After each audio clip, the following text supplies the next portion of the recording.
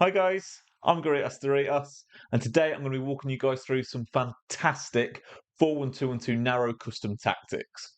4-1-2-1-2 narrow is probably the easiest formation to get good with in FIFA, so it really does cater for that lower skill level, but it's not limited to people of a lower skill level. You can use this formation and have a lot of success with it all the way up to a really competitive level of play. With a 4-1-2-1-2, you've got such a great ability to win the ball high up the pitch, and also because your attackers are all quite tightly knit in that triangle up top, it gives them a lot of freedom to work off of each other, and you can really get all of your best players involved in the attack. It's a very versatile formation as well. Because it's so narrow, you do have the ability to create width by committing the wing backs forward as well. So you can be really, really offensive with this. Today, the custom tactics I'm going to take you through, they're not going to be super offensive. It's kind of like a really balanced way to use the formation to really get used to the shape of it, how it works, and from there you can tweak it to your taste. Getting into the custom tactics, we'll start off with the defensive style. For the defensive style, we're going to keep this on balance. As always, I don't tend to really touch any of the others. Constant pressure if you're down and out. Some people do dabble with press after possession loss, but with this formation, you are able to manually press quite well anyway, so you don't need the AI doing that for you. Defensive width, this is actually as low as 35. It just seems to defend better with it being much more compact. I'd never go any lower than 35 with defensive width with any other formation, but this is a sweet spot for this one. Defensive depth. Now, for this set of custom tactics, we'll go with 55. It's enough to be able to press and still win the ball high up the pitch. However, it's not getting up into the 70s where you're very much at risk at getting counter-attacked over the top. You can go as high as 72 with this if you're really confident in your ability to track runs. But for these tactics, we're going to play it safe and we're going to run with the 55 depth. Build up play, we're just going to keep this on balance, no need to change anything there.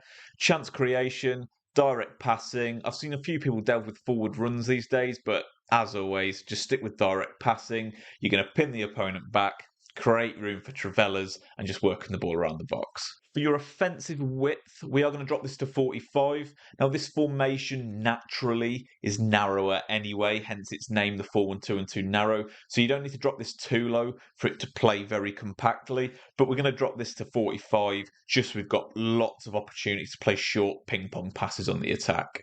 For players in the box, we're going to go with 6. This is a little bit higher than normal, but the reason we want this on 6 is because our wing backs will be on stay back. So in order to have enough numbers forward, we do need to up this stat. However, if you do like to commit both your wing backs forward, I would recommend dropping this to 4, just so you don't end up flooding the attack and having no one back. But for these, we're going to go with 6. For corners and free kicks, I really recommend this year going with 3, purely because you do score a lot more having this on 3 than if you have it any lower. It does enable you to have a lot of bodies around the edge of the box as well as inside, so you're able to play a lot of good short passes and work a good chance from corners time and time again.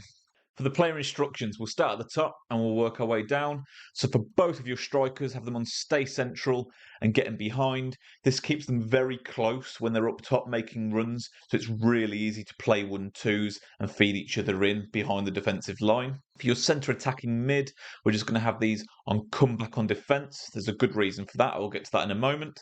So your left centre mid, purely unbalanced, no need to touch anything there. Your right centre mid is going to be on stay back while attacking and cover centre. And then your CDM is going to be stay back while attacking as well and cover centre as well.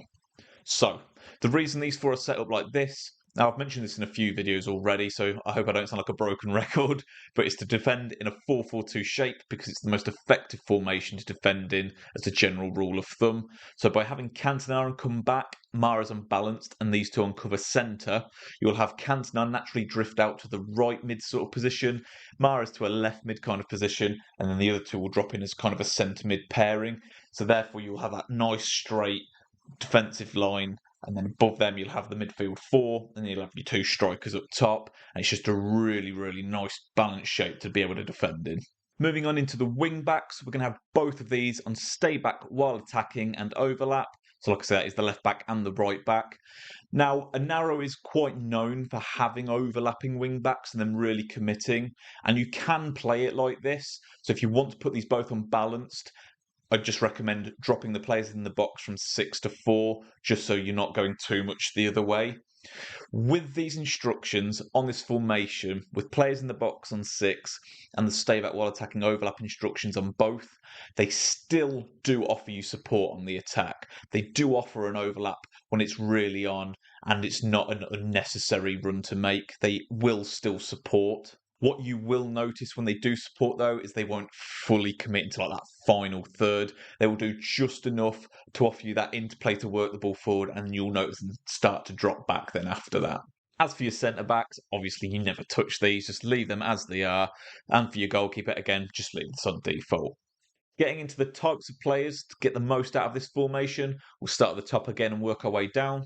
So for your 2 strikers, I'd recommend one of them being very agile, the ability to move the ball around very quickly and create space. If they have skill moves, this is a bonus because it makes it a lot easier to do that. The other striker, this is personal preference, but I've found through testing different types of players next to that agile player, having a big, lengthy striker works really well in this formation. Having a lengthy player just gives you another dynamic to your attack, and it's another look, another thing for the opponent to worry about.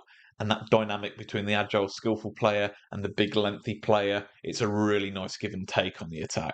For your centre attacking mid, you obviously just need somebody that's creatively very good, still very good on goal because they will still get a lot of chances with cutbacks and things.